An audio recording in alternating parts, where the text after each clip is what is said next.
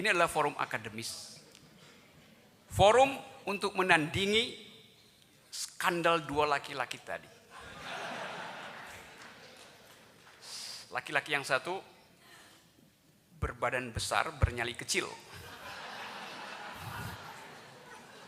Laki-laki yang lain berbadan kecil, bernyali liar.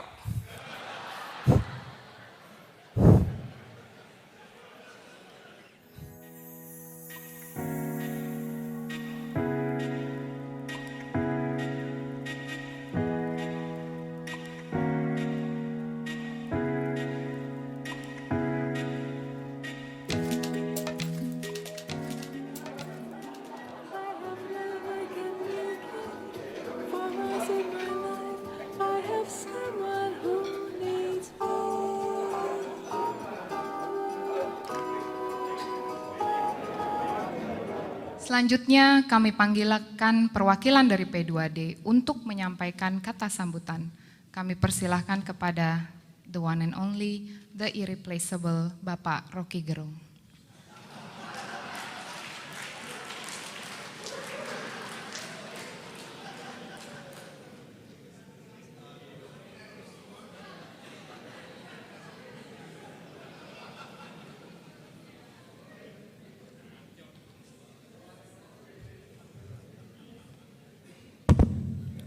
Oke, terima kasih Saras.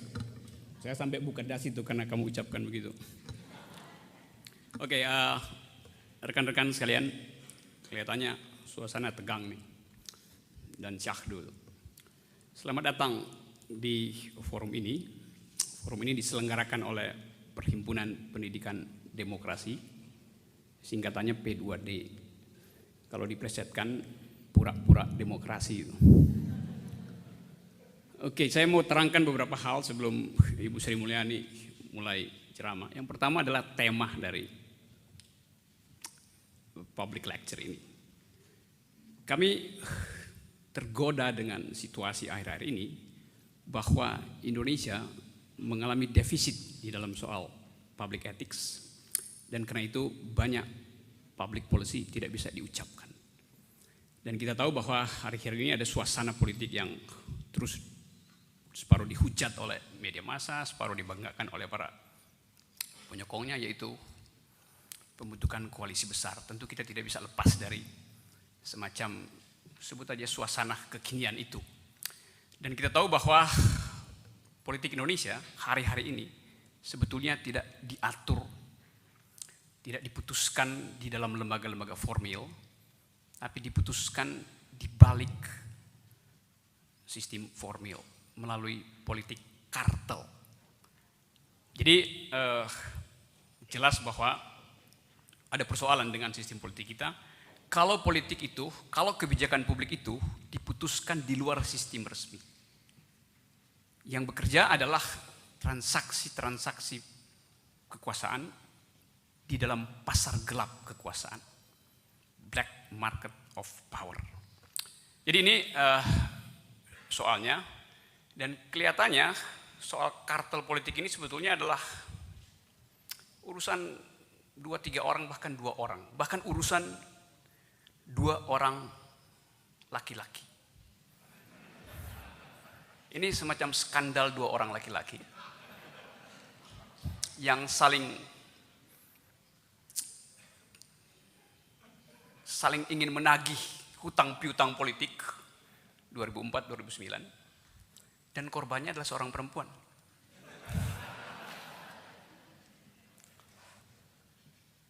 Kita tidak mengerti kenapa peristiwa tragis ini terjadi.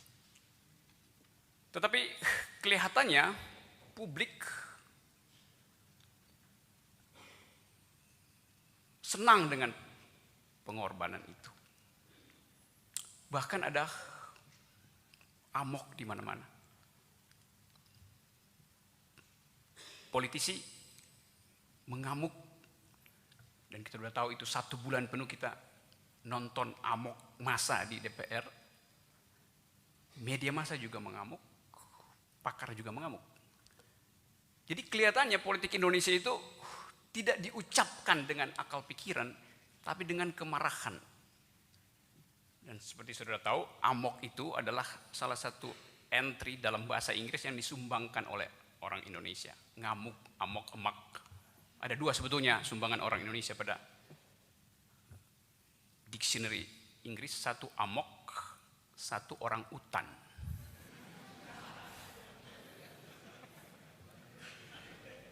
Nah, saya nggak ngerti kenapa mengamuk. Yang jelas bahwa ada defisit akal sehat, karena itu kita ingin agar supaya tema ini dibicarakan.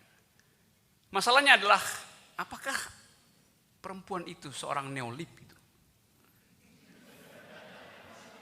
Kita tahu bahwa sistem kita adalah sistem presidensil dan ideologi kabinet adalah ideologi presiden itu. Jadi agak aneh kalau menteri punya ideologi lain dari ideologi presiden. Dan gegap gempita soal diskusi neolib nggak pernah selesai itu.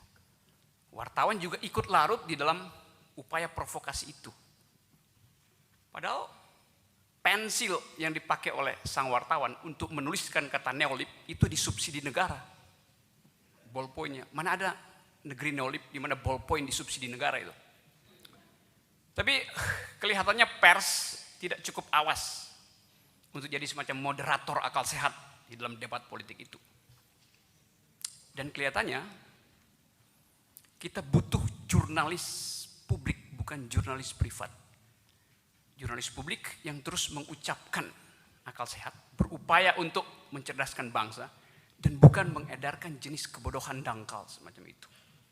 Ini semacam kritik diri bagi kita sebetulnya. Jadi kira-kira di dalam tema itu kuliah ini akan diselenggarakan. Tentang penyelenggara P2D. P2D ini sebetulnya ini lembaga yang telah berusaha menahan diri untuk tidak berpolitik. Mudah-mudahan berubah setelah hari ini.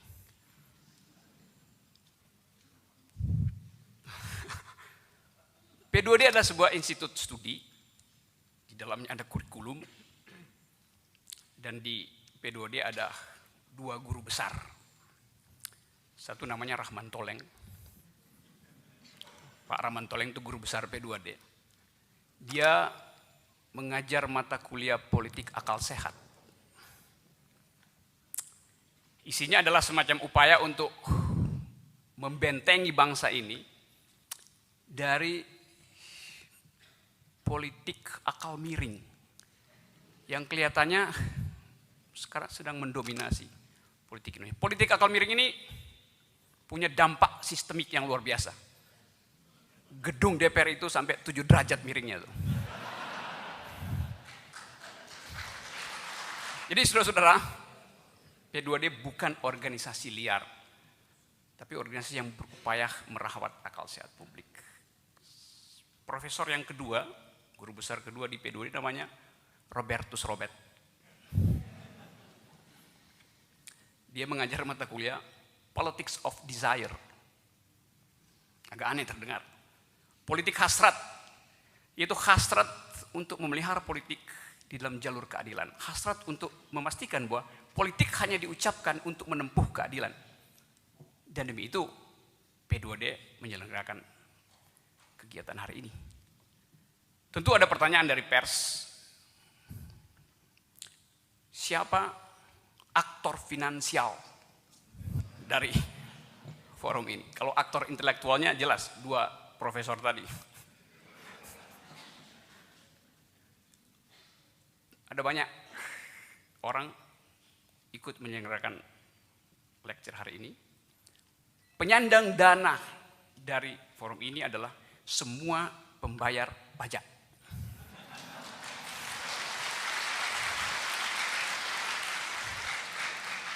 Dari yang pajaknya sangat besar, sampai mereka yang sangat terpaksa harus membayar pajak. Yang mengundang dalam daftar undangan macam-macam, ada aktivis, ada jurnalis, ada cendekiawan, ada feminis, dan semuanya sebetulnya punya pandangan yang relatif kiri. Jadi jelas ini bukan Munas Neolib.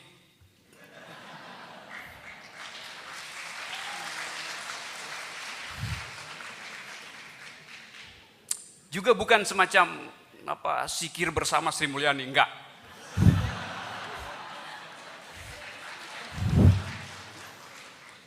Ini adalah forum akademis. Forum untuk menandingi skandal dua laki-laki tadi. Laki-laki yang satu berbadan besar, bernyali kecil. Laki-laki yang lain berbadan kecil, bernyali liar.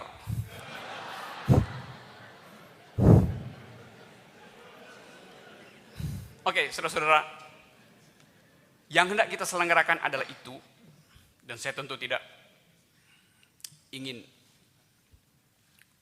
meraba-raba apa pikiran Ibu Sri Mulyani. Tapi yang jelas adalah bahwa ini bukan forum perpisahan dengan Sri Mulyani. Jadi tidak boleh ada seduh sedan, tangis dan duka. Forum ini bukan untuk melepas pergi Sri Mulyani, tapi untuk memastikan ia kembali gitu.